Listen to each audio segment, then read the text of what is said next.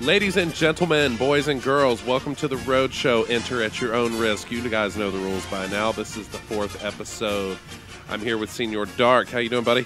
I'm doing pretty good. Awesome. Sorry if I sound a little bit stuffy. I've had a head cold, hence the delay in some of these shows. We're doing the best that we can do here at the Roadshow, but being on the road and having weather changes and all sorts of other things, or just being trapped in a tour vehicle with a hotel room being shared, this, that, and the other, you tend to get sick at this time of year. So forgive my sinusy voice. Thank you guys in advance for listening to the show and spreading the word about the show. We are up on SoundCloud. We're going to be up on iTunes and YouTube and Blogspot, Stitcher. Anything else that you can think of I'm missing?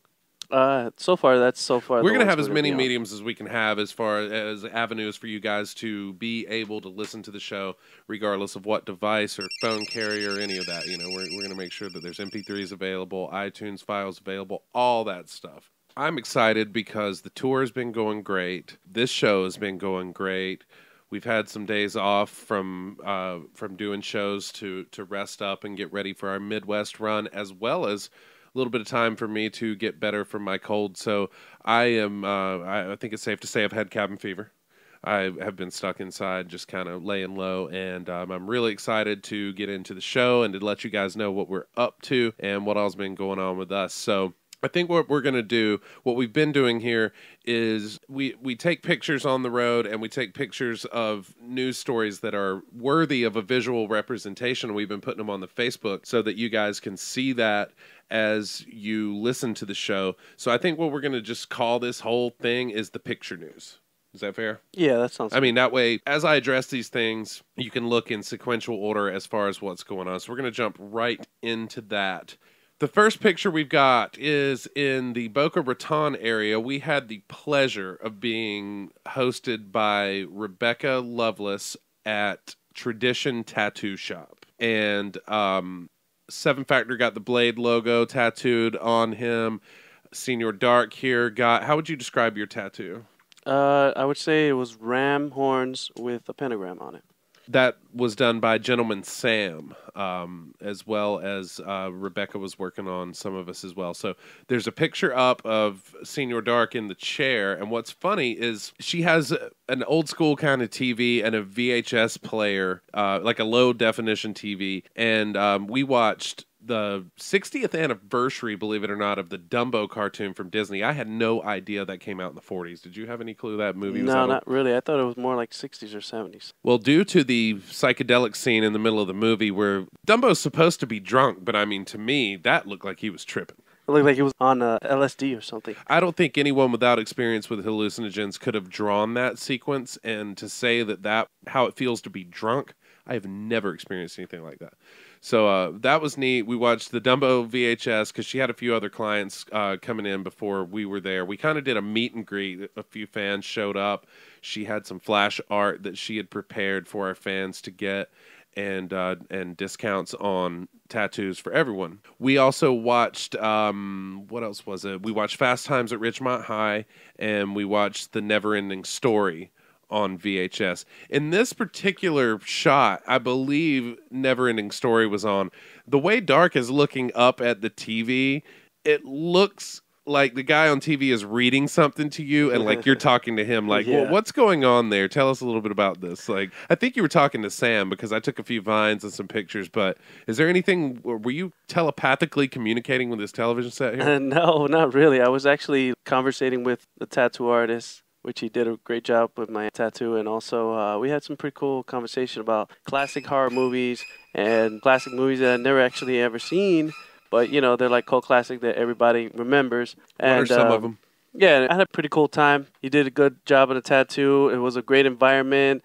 I mean, they gave me a beer, and I was just there chilling, and it was a great time. I loved it. What are some of the movies you guys were talking about? I think you said, I sort of overhear you like... I was talking about basically like the remakes of a whole bunch of different horror movies they've made. You know, like the Friday the 13th, the Rob Zombie versions of Halloween, which I loved a lot. And also how like some people can do a good job with it, and some of them they just bombard or kill it too much, like Saw did too many of them. Right. You know, and, you know, stuff like that, you know, personal things. And Also, classics that I loved a lot. That no matter how much they try to redo them, I always liked the classics. So it was a variation. Hellraiser. You know, it was just all about horror movies. Nice. So.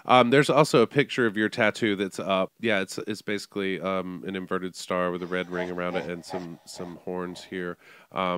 That was really good work by Sam, and we don't have a picture right now of the blade, but Rebecca did a great job on that. We'd like to thank them for the hospitality. Like he said, they gave us beer, and they had a regular 8-bit Nintendo out front. And, that was fun. We had a couple of battles on Duck Hunt.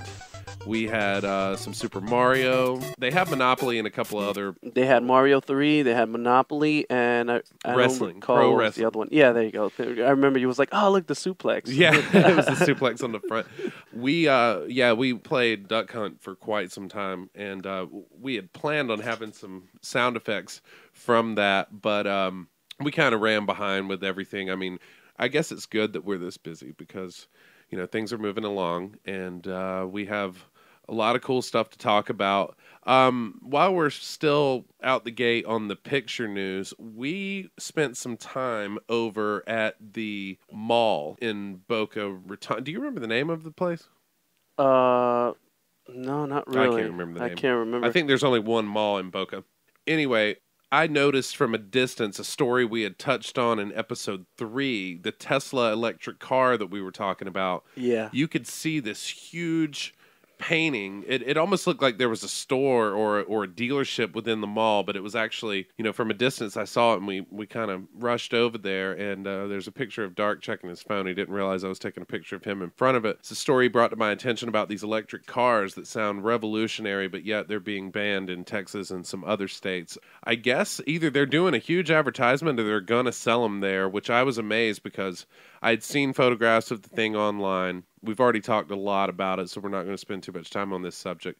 But I thought it was really cool that we actually saw an advertisement for something that is new and groundbreaking that hopefully we're enlightening some people on. And again, when you see this mural-size painting or whatever you'd call it, I mean, the car looks amazing, man. I would drive one in a heartbeat. It's beautiful. I mean, I got to see a couple other pictures online. You can actually see the interior. It's got a really nice interior inside. It's got low-profile tires. It's got nice big rims. The display inside is like color blue. I mean, it's really nice. It looks very futuristic. There's no square, no nothing whatsoever. It's all like very aerodynamic design, and it's a full-size car. It's not like those little small hybrids they look like. That's what impressed me about it was, you know, like we were saying in the earlier shows, most of the time these cars don't look this good. You know, they're just now making them look sporty and look like a luxury vehicle, and this thing wins on all accounts of that. Let's see. We got one more story before we're gonna start recapping some stuff that's going on. One more story in the picture news, that is. I mean, we'll have other stuff, but this is something you absolutely need to see. All right. We have a gentleman by the name of, let me pull this up here. Obviously, he wants attention. That's my assessment overall, is that the guy wants attention because he's a 30-year-old man from Madison, Wisconsin. He already had his 15 minutes of fame. His name was Jeffrey Drew Wilshk, and he had legally changed his name in October of 2011 to Bezow Doo-Doo Zoppity Bop Bop Bop. Now, that makes a great headline in itself, but Zoppity Bop Bop Bop. So great. He was arrested in early January after neighbors complained of excessive drug use. Police recorded quite a few charges, including carrying a concealed weapon, possession of drug paraphernalia, possession of marijuana, and probation violations. Now, when Zoppity Bop Bop Bop was I can't even say it, was taken into custody, he told the police that he would get even with them. So, man. There's a couple of pictures. Dark, I want you to take a look at this first one, which looks like he's in... I'm looking at it right now. He looks like freaking Jesus Christ. That's Bezow Christ right there. It looks like he's in custody right there. That looks like... It must be a mugshot or some sort or something. He looks like he still has his jail overall thing, whatever they wear. He looks like Charles Manson or one of those kind of... That's exactly what I was thinking also. If he don't look like Jesus Christ, he looks like Charles Manson when he first went into jail in the 60s. All right, well, the next one I'm going to give you is another mugshot, because this guy's got a rap sheet longer than your arm. You think, I guess, once the novelty of the doo-doos, whatever name, wears off, you got to keep yourself in the news. I think that's where his high comes from. I firmly believe he's on other things than just weed, because this bizarre behavior looks like he's on meth. Yeah, or a mental illness, or there's something else going on. But I think he gets off on being in trouble because he gets in the news.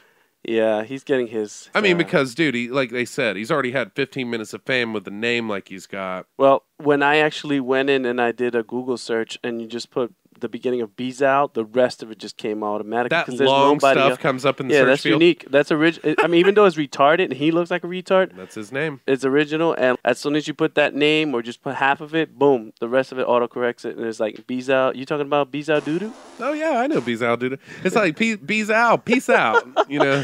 Peace out, Bees Out. Maybe, who knows how he come up with that. Actually, when I was looking at this, I found something else where another guy, I don't have the story in front of me, I'd have to pull it up. But there was a situation where a guy, I don't know if he won a bet or if he was just crazy or what, but there was a guy that actually legally changed his name to Sony PlayStation 3.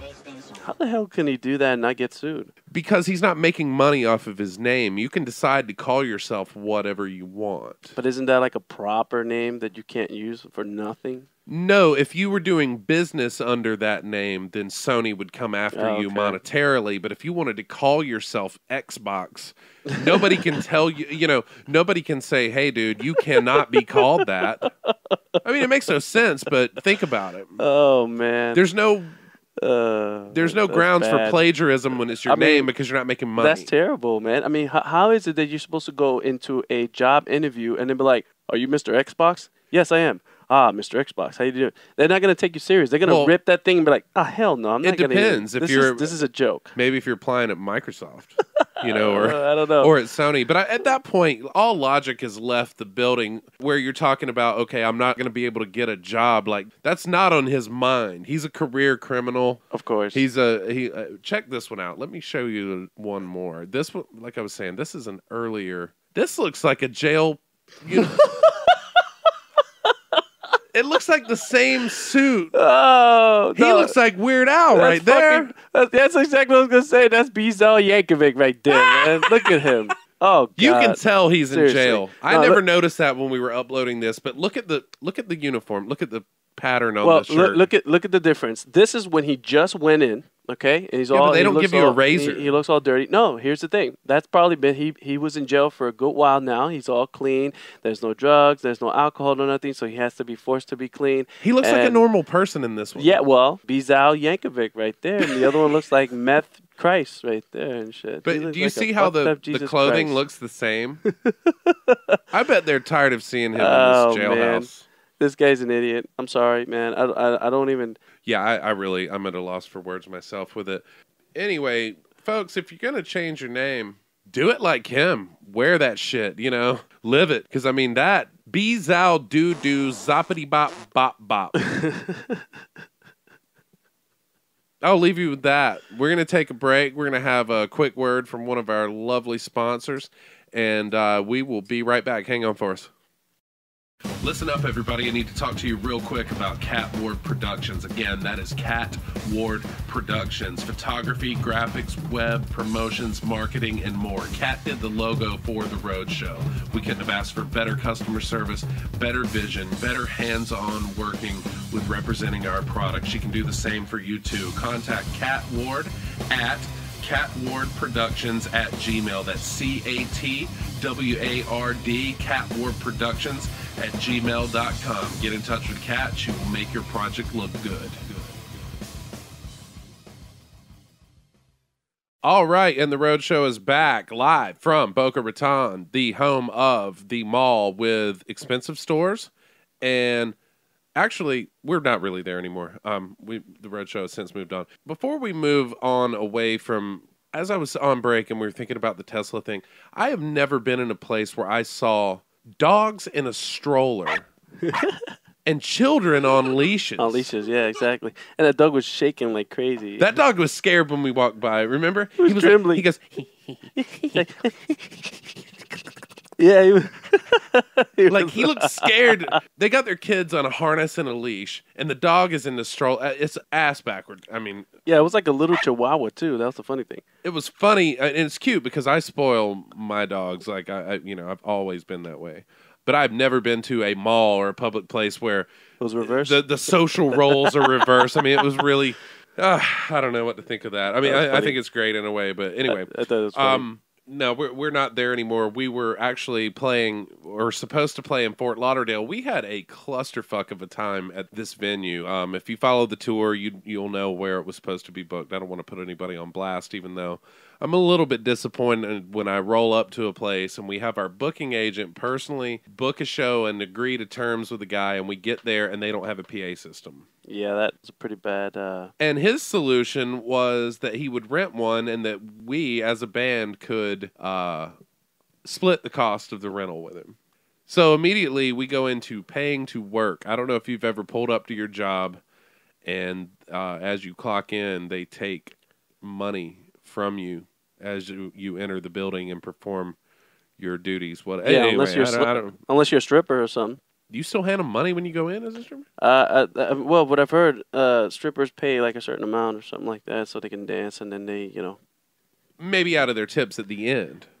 No, they pay in advance. They pay in advance to so perform. Strip clubs are like pimps. There's some strip clubs that actually if you never actually danced there before and they saw you for the first time and they give you a chance, you pay for performing that day or that night, whatever, and then they would hope, well, like they'll say, oh, if it's $50, and so you pay them the $50, and they're hoping that you're gonna make way more than that. So it'll eventually it just levels out, I guess you could say. Now, if you make nothing, then you pay $50 just to dance. That kind of sucks. That means that strip joint sucks or something. All right. Well, speaking of touring and all that, that was kind of a disappointment. We ended up we tried to move the show to another venue, and it was just too last minute. So we ended up just taking it easy and just catching up on some rest because we've been on a long run. So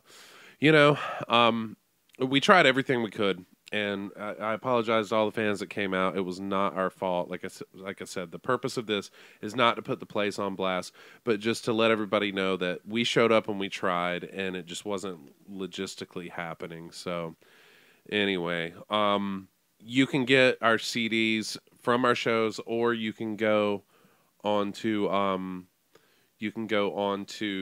iTunes. You can download The Blade and the Blood. You can get the CD in its physical form from us. We're working on getting the Blood pressed into a physical form. New merch is in. We've got Blade shirts. We've got Suicide Diaries, the entire collection cover shirt. And we have, what other design did we get? We got the zombies. Am I missing one? I feel like I'm missing one. We have the Blade one. And then the Blood. There's the Blood shirt. Yeah. Okay. So we have all those new. They're all in, and we have our online store updated at humanfactorslab.com. You can shop there. Don't forget our Facebooks and our Twitter pages. That's Human Factors Lab on Facebook, at Human Factors Lab on Twitter. And, of course, our show is Sunni Simmons Roadshow on Facebook and at the SS Roadshow on Twitter. Before we move forward from our fiasco at Area 7 in Fort Lauderdale, Dark, I don't know how you feel about this, but I have never seen a Good Samaritan like what we met in the parking lot of the venue while we were waiting to try and rectify our situation. Oh, I forgot about that. You need to tell them that story because you were the one that started that. Well, tell them about the car that caught our attention, and I'll tell them the rest. Okay, well, this is what happened, right? We were at the place that, that unfortunate thing happened, and there was somebody that just happened to come out of the store. He looked like a middle-aged guy that was like probably in his 40s or 50s, Latino or whatever. And he comes out, and he has this 12-pack of Corona bottles.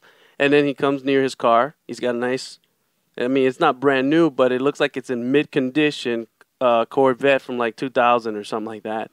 And no scratches, nothing, beautiful as hell, shiny. And all of a sudden, Sunni saw him from far away, and so he just came up to him and he's like, "Hey, can I join you? Can we go with you?" Well, I think if I remember right, you sort of waved. I waved at him and I was like, "Yeah." He lifted up that's the Corona. It. Yeah. And you sort of did the victory, like, "Yeah, good deal." Exactly. And at that point, I kind of said, jokingly, because we're trying everything we can do to get the show to get underway for our fans, and it's just not happening, and we're kind of bummed. We don't want to let anyone down, and so I said, "Can we go with you?"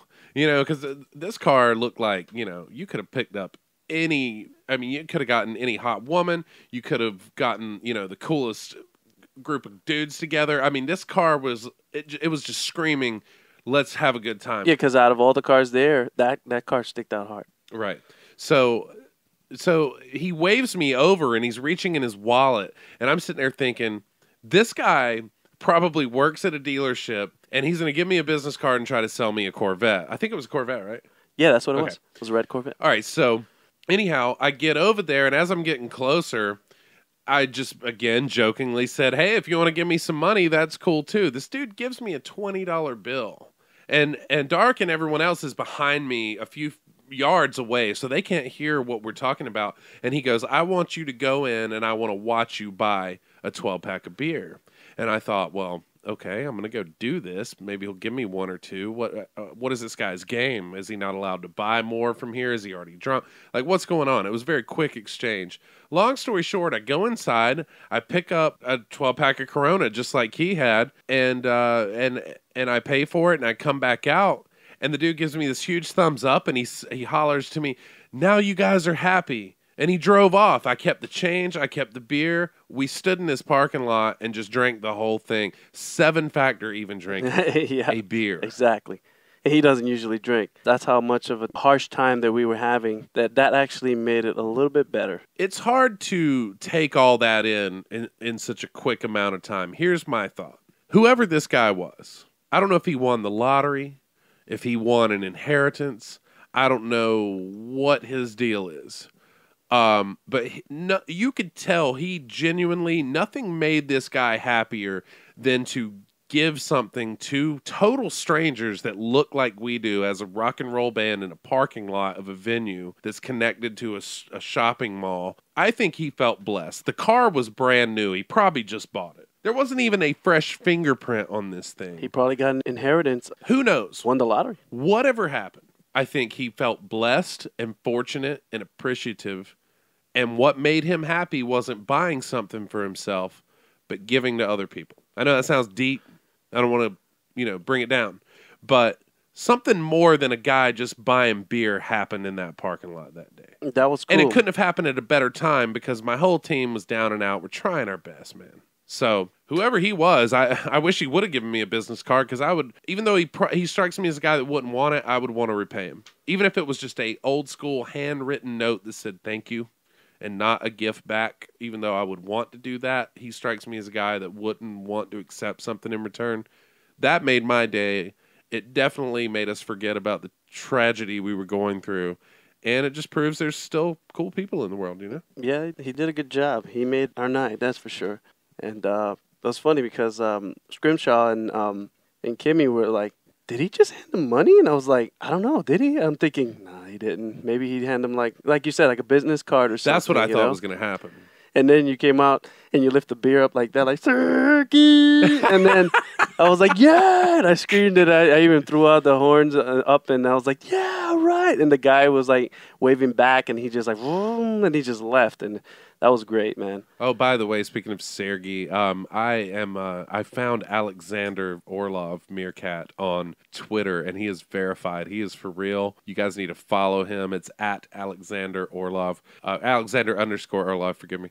Really funny tweets, cool stuff. The Meerkats, we're huge fans. It's a insurance company out of the UK. And during a pay-per-view or something, we ended up finding a commercial. If you listen back through some of the shows, there's pictures up online, and we're going to have more. They basically have an ongoing story of these guys' fictitious lives, and it's really hilarious to us. Maybe other people find it funny. They got plush dolls. If you don't get it, I understand. We've been really nerding out on it here at the Roadshow, and in the Human Factors Lab van, you can hear the song, which is a parody of Ebony and Ivory. basically just naming all the different dolls, and they reward their customers with them. And I'm hoping that sometime I can do enough research to find them and purchase them. If not, I've got to talk to my girl Jo at Custom Culture Tattoo over there in Weston-super-Mare, I think is where she lives in England, and I'm going to see if she can send us some. On that note, we're going to take a real quick break again and give some more love to our wonderful sponsors here. And we got a couple more things, and I think we might go ahead and wrap it up. And sorry, my phone's going off. I got it on silent. It still makes that much noise. Anyway, we're going to take a real quick break, and we will be back in a second. Hang on for us. Welcome to SinisterGuitarPicks.com, home of the Metal Edge Guitar Picks. Sinister Guitar Picks is the only guitar pick company to make picks with real metal edges without the entire pick being made out of metal. Our picks produce a superior tone, faster attack, and they are way more durable than standard picks. If you don't believe us, go to our testimonial page and hear what other guitarists have to say. Sinister is more than just a guitar pick company, it's a lifestyle. Check out our clothing line, jewelry, and accessories to show everyone your love for music and that you're living this Sinister lifestyle. Again, visit SinisterGuitarPicks.com. Alexander and Sergei, Bogdan, Maya, and Vasily, Yakov and Alexander again, and Sergey. To collect Meerkat toys, buy or renew insurance or get credit card, so compare themarket.com. That was a little song after the Sinister commercial there with our friends Alexander and Sergey over at comparethemeerkat.com. That is hilarious. Excuse me. Find that on YouTube and check it out. Those guys are funny. A couple more things before we wrap up here. I want to talk about one of my favorite and most influential bands who are planning a farewell tour, and that's Motley Crue. It's kind of a bittersweet thing, but I kind of like their attitude on this, Dark. They say, we're going out on top.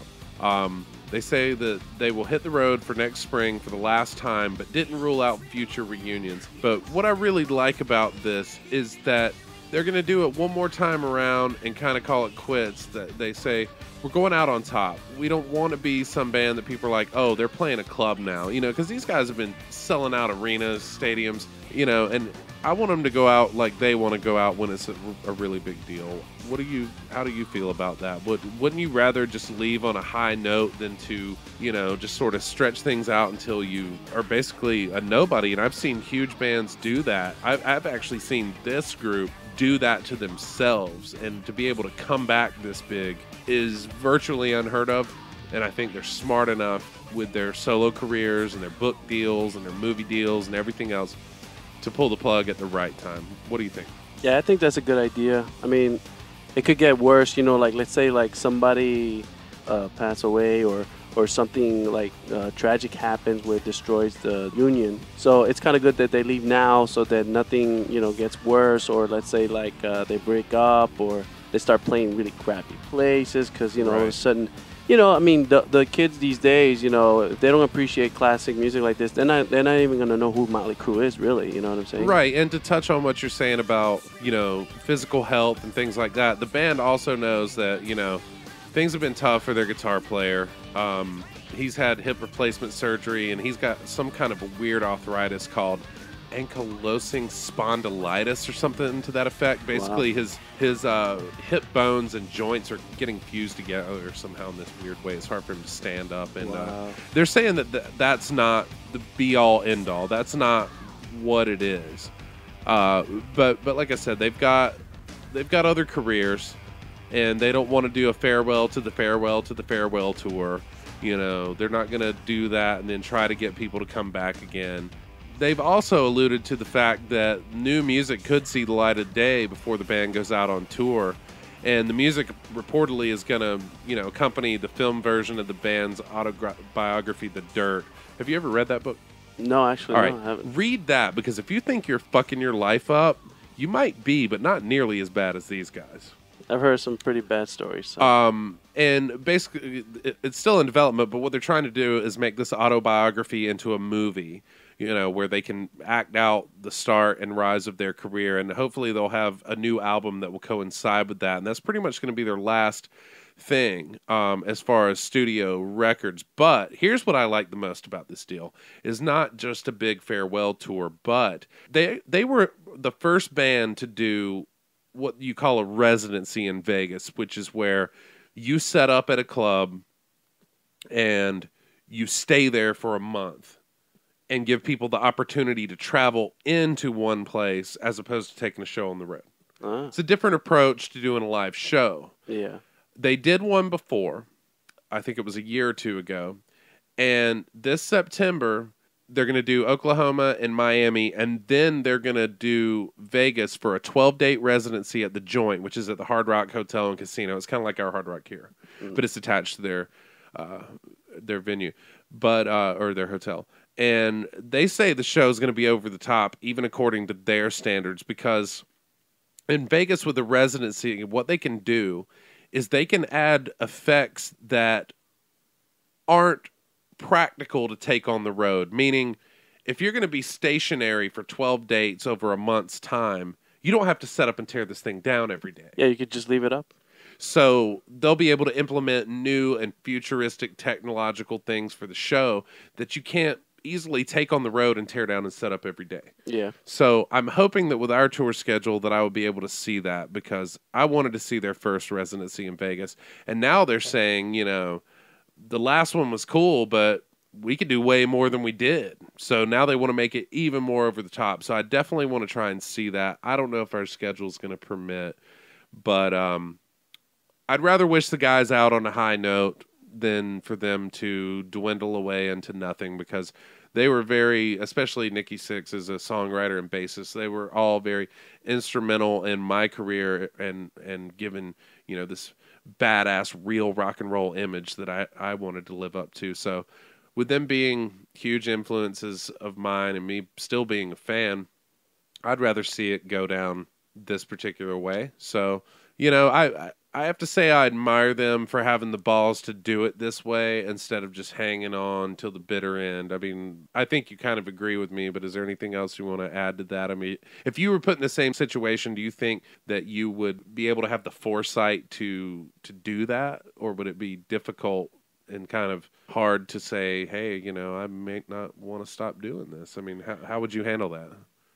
It's a good thing that they're doing it that way. I mean, they've gone through so many things, good and bad, throughout their whole career, that it's just best to do it this time right now where everybody is in agreement.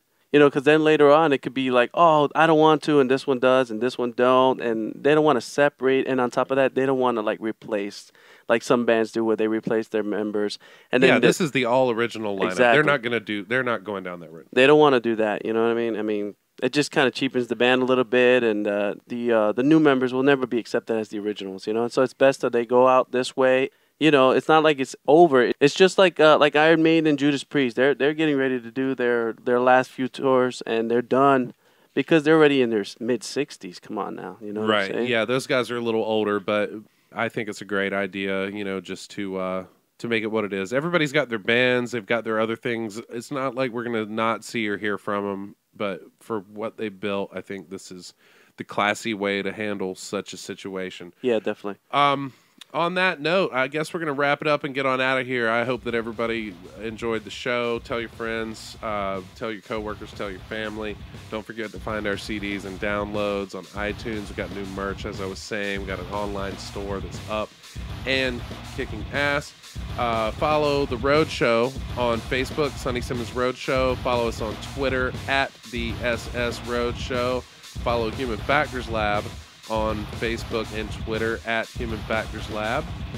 Thank you again for listening to the Roadshow. For Human Factors Lab, Senior Dark, and the Dead to Us All tour, we're getting on out of here. See you down the road.